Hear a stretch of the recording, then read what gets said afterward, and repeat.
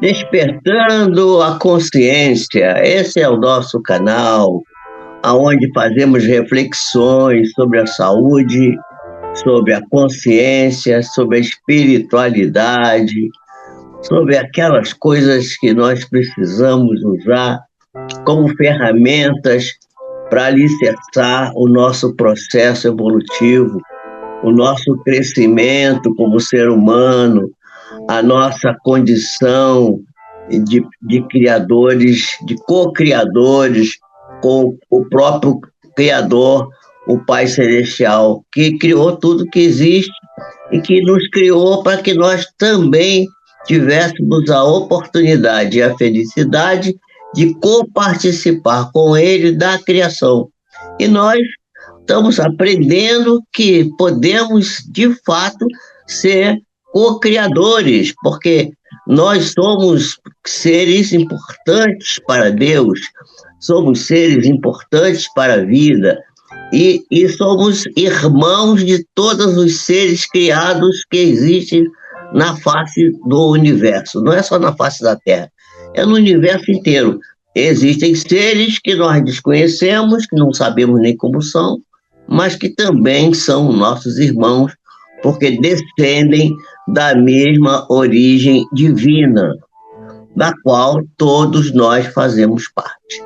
Então, é disso que a gente trata aqui. Nós hoje vamos voltar a estudar, vamos hoje dissecar, revisitar, melhor dizendo, a live que nós fizemos na terça-feira. Só que hoje nós vamos apresentar umas telas para que vocês possam, de certa forma, poder também gravar as imagens, gravar as palavras. Não tem imagem, só tem palavras, mas as palavras, e nós vamos fazer alguns comentários sobre aquilo que falamos, que foi a conquista do inconsciente humano. Então, nós vamos ver hoje uma revisão, uma revisitação do que falamos na terça-feira sobre o inconsciente humano, uma vez que isso é de maneira absolutamente lúcida, de suma e cabal importância. É de uma importância muito grande para nosso conhecimento, para a nossa vida. Eu quero já começar aqui cumprimentando, já vi aqui que está aqui desde muito cedo, Marieta Simões, né? A Marieta está aqui um tempão já, antes de começar ela já estava aqui, né? Está aí a Sinara Arruda. Ó, Sinara, tudo bem? Estivemos juntos nessa semana, né? Então, estamos aqui cumprimentando a Maria Nazaré, que também está conosco aí. Enfim, temos aí já uma pleiade de irmãs e irmãos. E eu queria pedir desculpa para nossa amiga, a nossa outra Maria, que estava conosco aqui na semana, Maria Nazaré, tá aqui a Zélia Graça, e estava aqui também a Graça, que é a Maria Graça também, também, né? Que está aqui de Mendes, que estava na terça-feira e que eu não cumprimentei ela, só vi depois que a live já estava encerrada, aí não deu para falar, então hoje estou cumprimentando ela atrasado, eu vou cumprimentá-la hoje. Ela ainda não apareceu, acho que hoje aqui ainda, mas daqui a pouco ela está aí a gente passa para ela, cumprimenta ela de novo. Então, nós vamos falar do inconsciente humano novamente, vamos revisitar o tema que nós falamos, porque então eu dei o título para essa revisita de hoje, o inconsciente humano, a conquista. Quer dizer, por quê? Porque nós precisamos conquistar o inconsciente. Eu vou pedir para o meu amigo Carlos para ele começar as telas. Nós vamos ver que o inconsciente humano é a tela primeira. Esse negócio aqui está ligado. Está muito calor hoje. Então, o inconsciente humano, despertar da consciência, Jorge P. Esse é o tema de hoje, é o nosso tema, o tema do qual vamos falar hoje, né? Bom, aí está para nós já a primeira tela, que vai lembrar o Leibniz. Eu falei de Leibniz já na vez passada, porque a tela, eu comecei falando assim, de procurar entender o reservatório do inconsciente humano, porque o inconsciente humano é um reservatório.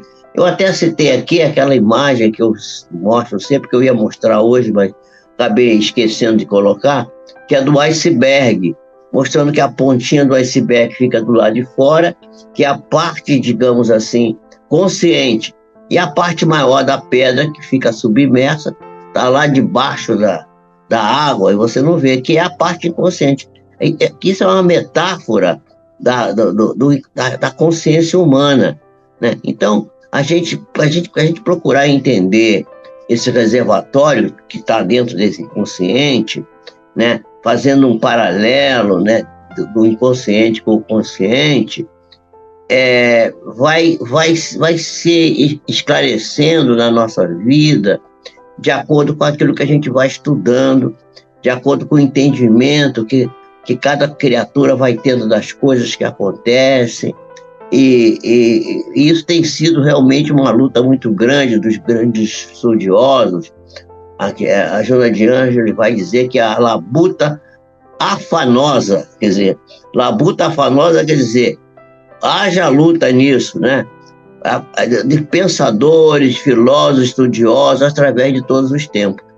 Então, ela começa a citar, e ela vai citar Leibniz. Leibniz, ele é muito importante também na matemática.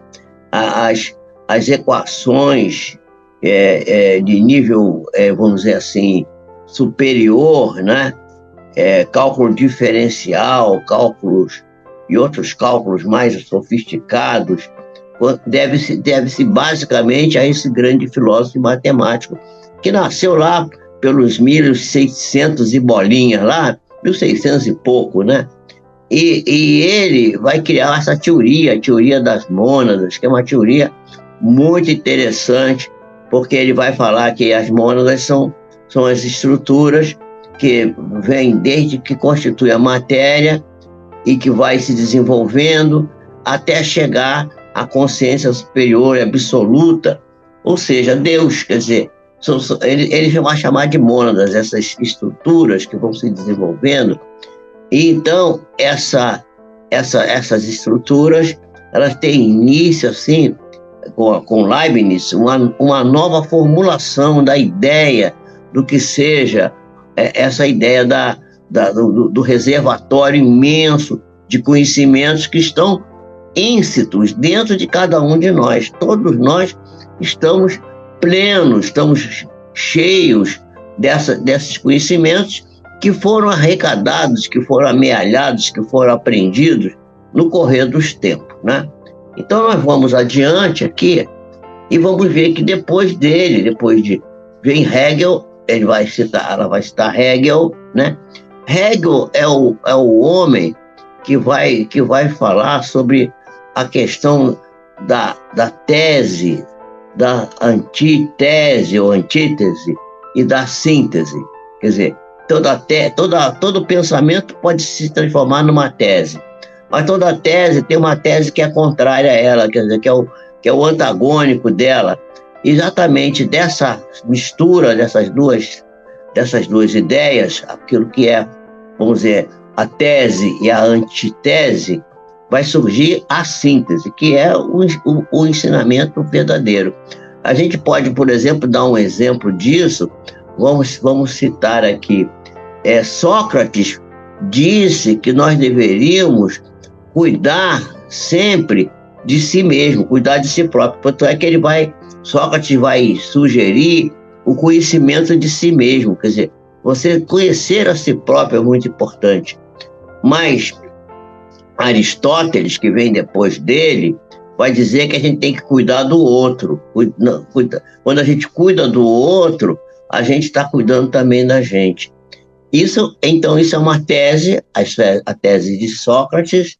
Temos a antítese ou a antítese de né, dessa segunda do cuidar do outro, não é? De Aristóteles, e vamos ver que depois vem Jesus e diz assim: ama o próximo como a ti mesmo. É a síntese, isso é a síntese, isso aí. E quem criou essa ideia de tese, antitese e síntese foi o Hegel. E aí vai citar também Schopenhauer, que é outro filósofo importante. Esses filósofos são do século XIX, por aí, né? É a teoria que foi sofrendo alterações, interpretações variadas, né, sobre o inconsciente, conforme cada filósofo conseguia entender. Então, vai citar que Hegel, com a sua dialética, né, que é esse que eu acabei de falar, tese, antitese e síntese, e Schopenhauer, com a sua conceituação sobre a vontade, que ele vai dizer, e eu falei da vontade, para explicar a teoria do inconsciente absoluto, que se expressa continuamente nos diversos planos da vida. O plano físico, o plano psíquico, o plano metafísico. Metafísico quer dizer o plano espiritual. A metafísica é a parte da filosofia que estuda a espiritualidade, né? Então, significando a base, a lógica do mundo e a diretriz de segurança que vai nos guiar num rumo certo, uma flecha que é lançada para o desenvolvimento e ao fazer alcançar a plenitude, que é o que a gente quer buscar. A gente ficar pleno, ficar tranquilo, a plenitude da consciência, né? Ou a salvação também, como as religiões, que do ponto de vista religioso, a religião vai falar em salvação, né? Que no fundo é a mesma coisa, quer dizer, salvação, redenção, né? De tudo que de tudo quanto existe, né? Tudo quanto existe. A gente veja que Jesus vai dizer: conhecereis a verdade vos fará livre. Quer dizer, o que é o conhecimento da verdade? O conhecimento da verdade é o conhecimento do ser espiritual. E à medida que o ser espiritual é conhecido, a gente vai descobrindo a verdade. E a verdade vai nos libertar das ideias erradas, das bobagens, das coisas que são menos importantes para o nosso crescimento. Depois disso, vai vir Nietzsche, que foi um filósofo muito interessante, porque ele... Bota o Nietzsche aí, Carlos. Nietzsche vai dizer para nós que aquilo que não me mata, me fortalece, né? E Freud, de certa maneira, baseado nisso, grande psiquiatra, grande neurologista, né? Que é o fundador da psicanálise, ele, melhor do que ninguém, conseguiu penetrar fundo, uma sonda muito profunda no inconsciente, mediante a própria técnica que ele usava da psicanálise. Isso já tinha sido percebido pelo próprio Nietzsche, por Carlos também, né? Freud, porém, foi mais adiante, porque com a psicanálise ele conseguiu elaborar um sistema através do qual a consciência vai se revelar, né? Somente uma parte que se manifesta como deformada. Ele só vai mostrar a parte de consciência deformada da vida psíquica, que somente será desvelada quando seja possível reunir em um mesmo estudo o inconsciente, o consciente e também o subconsciente. Quer dizer, fazer com que haja uma harmonia entre essas pulsões do interior da criatura, do interior do ser humano. Então, praticamente todos esses fenômenos da vida que vivemos, a vida humana, tudo que nós sentimos, tudo que nós pensamos, tudo que nós procuramos elocubrar e construir, encontram nas tendências da libido, né? O que é a libido? A libido é a força criadora, é a força de criação, que vai fazer com que nós possamos viver a vida sempre construindo. A gente também pode chamar também que as forças libidinosas são as forças da poese. Poese vem, a palavra poesia vem da poese, que quer dizer criação, né? Deixa eu ver aqui quem tá. Tá aí Vera Lúcia também, chegou aí. Boa noite, Vera Lúcia. Tá aí a Eleni, que não veio na semana passada, perdeu aqui o que eu falei do Freud, né? Do Jung, vou falar de novo hoje. Tá aí o Léo, Léo Guilherme, tá aí, Leopoldo Guilherme, tá aí também. Boa noite, meu filho, boa noite, Eleni. Boa noite, Vera Lúcia. E tá aí também. A Miriam Baltar de novo. Miriam, boa noite, Miriam, que bom você tá aí. Pois é, e aí, então, o Freud, como psiquiatra, foi quem melhor compreendeu essa questão do inconsciente, né? E quando a gente consegue juntar o consciente, o inconsciente, o subconsciente no ser humano, praticamente todos os fenômenos da vida humana começam a ficar mais facilmente explicáveis.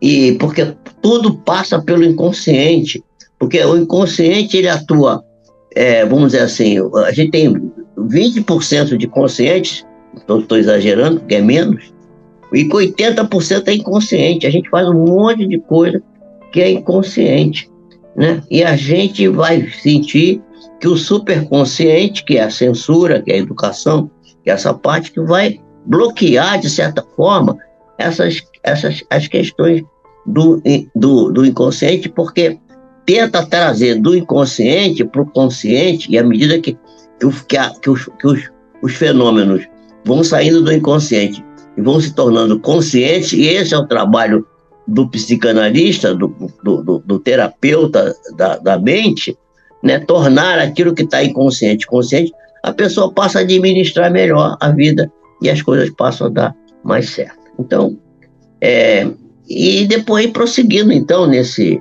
nessa tarefa aí, vem o inconsciente coletivo, né? Porque é o prosseguimento da pesquisa com o nosso querido Carl Jung, que concluiu pela realidade do inconsciente coletivo, que reúne todas as realizações, todas as vivências de todas as gerações passadas, incluindo também as experiências que nós passamos quando nós transitamos pelo mundo animal, né? E é claro que, pelo processo evolutivo, todos nós passamos pelo mundo animal, né?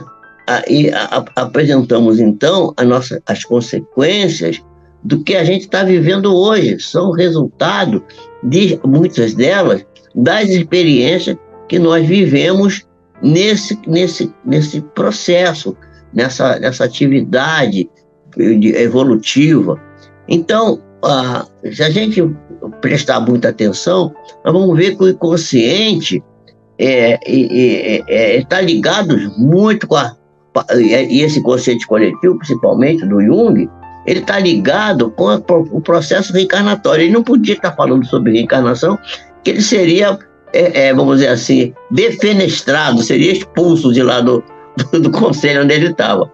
Então, quando ele aprofundou a sonda na investigação, nesse abismo que é o inconsciente humano, ele verificou que havia ali heranças coletivas, heranças de uma porção de experiência de outras pessoas, que constitui a experiência do indivíduo, mas que está relacionado com a experiência vivida em outras vivências, na reencarnação anterior.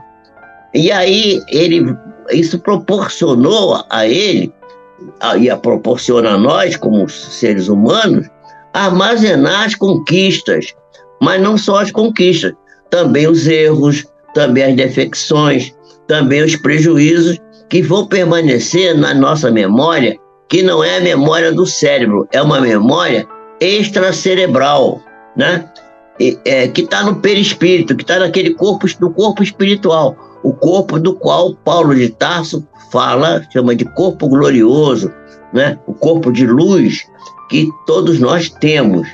E não poucas vezes, resumando em paz, quando a gente está fazendo coisas que são corretas, que são boas, que são centradas nos sentimentos puros do amor, da fraternidade, da compreensão, e aí são saudáveis, vão construir essa nossa saúde, ou virar conflito, virar dificuldade, virar problemas, que são procedentes dos erros, dessas defecções, principalmente as defecções morais que cercam certamente a vida de todos nós. E isso vai desembocar também nos transtornos fóbicos, né? Que são os comportamentos infelizes, que são gerados na conduta psicológica equivocada, tormentos de difícil compreensão até para os psicanalistas, porque transcendem a atual existência corporal, estão além da existência atual, estão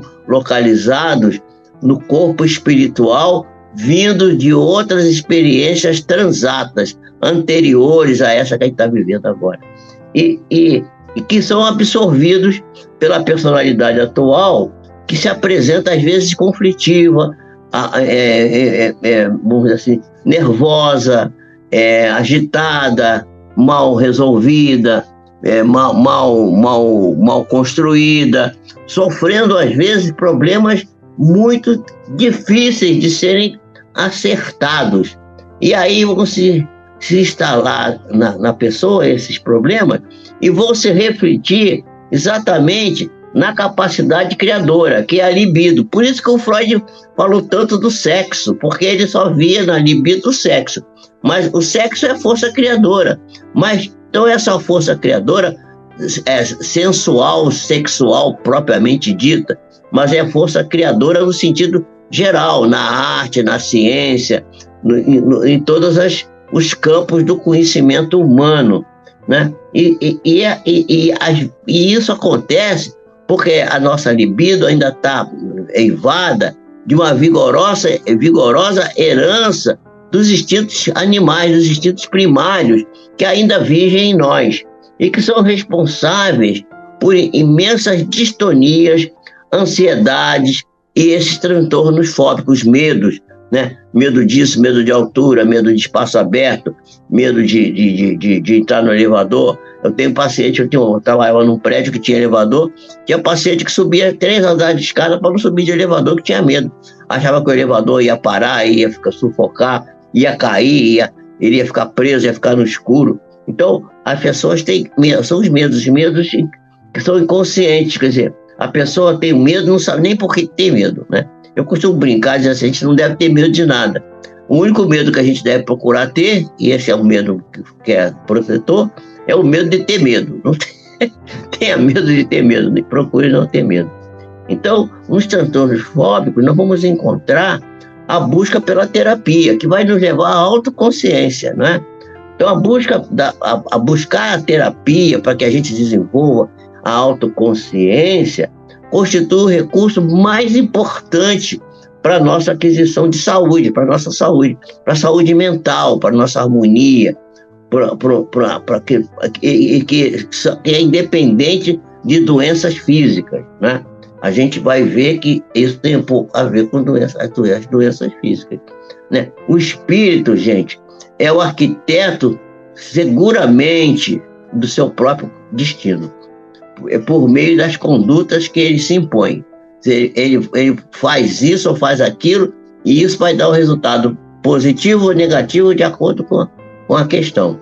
E isso vai se refletir em cada existência, nas aquisições que podem ser saudáveis, que pode ser buscar a saúde, ou naquelas que são mórbidas, que são adoecedoras, que são conflitivas e que dão curso ao equilíbrio ou à insanidade mental, né? Então, algumas dessas injunções, dessas situações, vêm do passado, e elas são, algumas delas, injunções pretéritas castradoras, que inibem a pessoa a realizar as coisas que ela precisa realizar, e que o inconsciente acaba exigindo do indivíduo um comportamento que às vezes ele não está ainda amadurecido para poder ter. E espera sempre, está sempre aguardando que a pessoa receba cuidados especiais do terapeuta, da família, das pessoas que as cercam, para serem superadas e diluídas. Por isso que Jesus vai nos falar do amor, porque o amor é a grande terapia para todas as problemáticas. Quando a gente não consegue alcançar essa autoconsciência de maneira límpida, de maneira, assim, vamos dizer, suave, a gente caminha para começar a manifestar no corpo físico uma série de sintomas. Aí vem a somatização, né? Então, a somatização, né, não poucas vezes esses problemas que estão lá no inconsciente, que estão na parte interna da nossa estrutura, eles vão se manifestar como rigidez corporal, dores musculares, tensões musculares, espasmos, cãibras, que parece que são os anéis que estão apertando a pessoa e estão imobilizando ela, e o paciente então fica angustiado, fica se sentindo mal, o processo respiratório fica alterado, a pessoa começa a ter falta de ar, começa a ter dores na barriga, começa a não funcionar direito, e aí cria, vamos dizer assim, ambiente propício para a entrada de bactérias, para a entrada de vírus, para a entrada de parasitos, para que que vão fazer o indivíduo piorar mais ainda da sua situação. Isso é muito comum acontecer. Então, isso chama-se somatização. Aí aí o médico vai submete o paciente a uma bateria de exames e não dá nada, né? Não dá nada, é tudo normal. Aí o médico diz: você está maluco, você não tem nada. Mas tem sim, está lá porque a pessoa não, né? A pessoa tá com a respiração entrecortada, está com a respiração inibida, que é resultado das ocorrências, às vezes, que aconteceram no momento do nascimento, nessa encarnação. Quer dizer, aquele período chamado perinatal, né? Quer dizer, o próprio parto, às vezes, é laborioso, é doloroso, e pode trazer para a pessoa complicações muito sérias e tormentos que são experimentados na infância, mas cujas matrizes não estão ali. Elas remontam a existências passadas, que foram as desencadeadoras dos mecanismos aflitivos que estão aparecendo agora, nesse momento, né? Então, essa é a somatização. A pessoa começa a somatizar, começa a ter sintomas físicos de uma coisa que não é física. E faz os exames não dão nada de mais importante. Então, é preciso buscar as terapias, né? Os casos dessa natureza, as terapias, por exemplo, a aplicação de bioenergia, né? Por exemplo, nas igrejas evangélicas se faz muito isso. O pastor levanta as mãos, pede para as pessoas levantarem as mãos, e através das mãos saem vamos dizer, energias, né? Que vão ajudando as pessoas a se curarem. Existe a técnica do Reishi, né? Reishi, que é usada muito pelos orientais, o Jorei, o passe magnético usado pelos espíritas, a bênção dada da Igreja Católica ou na Igreja Evangélica, né? A água que é magnetizada pelas energias que saem das mãos das pessoas, a água benta, a água fluídica, a água abençoada.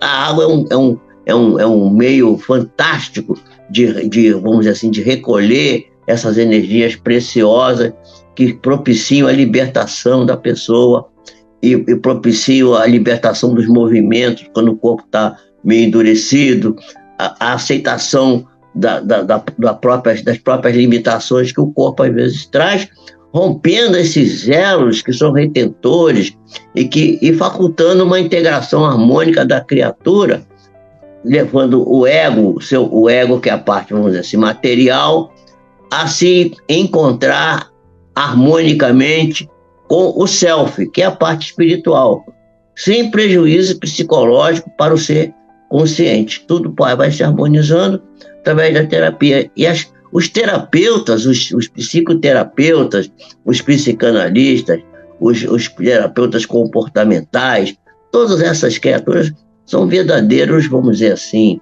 missionários da saúde, são missionários da saúde, né? Eles, quer dizer, os conflitos vão surgindo e são muito complexos, né? São conflitos complexos, nos quais as heranças, né? As heranças que a criatura traz, né? Coisas que vêm do passado, as heranças que vêm do inconsciente coletivo, são mais constritoras. E as propostas do Jung, as propostas do Freud, as propostas dos behavioristas, as propostas dos comportamentalistas, né? As propostas da terapia da quarta força, que é a psicologia transpessoal, elas oferecem um manancial terapêutico de resultados fantásticos, eficientes e libertadores. A realidade, no entanto, é que nesse empreendimento de tratar de terapia, a busca da autorrealização e da paz é uma conquista pessoal de cada criatura. A criatura ela tem que buscar isso, né? Buscar a realização de si mesma, buscar a paz. E todas as criaturas elas estão necessitando de ter essas experiências dessas terapias especializadas que ajudam muito a criatura e que são ferramentas que esses missionários que se propõem a tratar as distonias, colaborando então para o reequilíbrio da pessoa e a conquista da saúde. Então, isso é muito importante, que a gente busque essas terapêuticas. Hoje até os neurocientistas estão fazendo isso, estão trabalhando com isso, porque todos nós somos arquitetos do nosso futuro. Nós, em qualquer processo da nossa vida, né, nós todos, cada um de nós, vai desempenhar sempre um papel fundamental para a própria recuperação da saúde. Seja a saúde física, seja a saúde moral, intelectual, psicológica, não importa. A saúde como um todo, a saúde, vamos dizer assim, integral, né? Porque qual a da consciência da conquista, da autoconsciência da conquista de si mesmo. Quer dizer, a pessoa ser dona do seu próprio destino, dona do seu próprio nariz. Não ficar ouvindo A, B, C, alguém que vai te dizer o que você deve fazer, o que você não deve fazer. As pessoas que falam às vezes isso, elas não sabem nem para elas o que elas devem fazer, ficam dando conselho para os outros, né? A pessoa que sabe, ela própria, o que ela deve fazer, ela deve buscar aprender, deve buscar estudar. Por isso que nós estamos fazendo esse trabalho aqui, para que as pessoas comecem a se interessar, a buscar esse conhecimento, para que ela possa conhecer a si próprias, possa conhecer as suas estruturas mais profundas, e aí passar a ver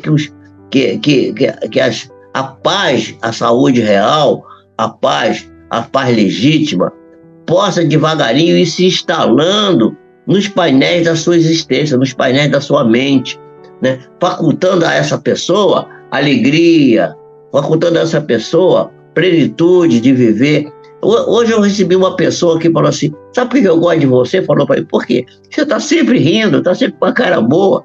Eu falei assim: até quando eu estou zangado eu fico rindo. Eu fico rindo, estou sempre rindo. Por que eu vou chorar? Eu não vou ter que chorar, tem que rir. Então, e nem sempre a paz será a placidez. E nem sempre, às vezes um lago calmo pode ter podridão embaixo. E mais vezes uma cachoeira, que é uma força motriz muito grande, né, hidromotriz, pode ser tranquila, porque a placidez das águas tranquilas nem sempre é a melhor condição.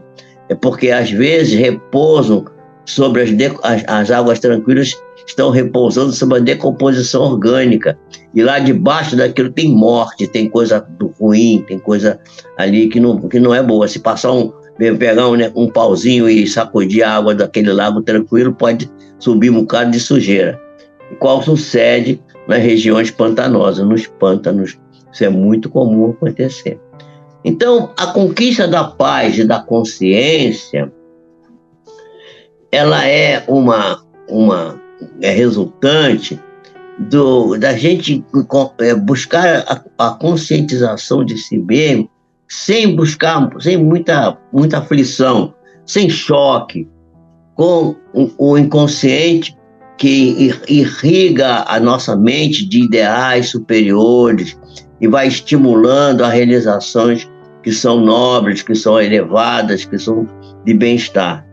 E isso não impede que muitas das vezes esse trabalho que fazemos conosco para encontrar essa questão mais equilibrada, que a gente tenha refregas, que a gente tenha derrotas, que a gente caia, né? Isso não impede que a gente tenha.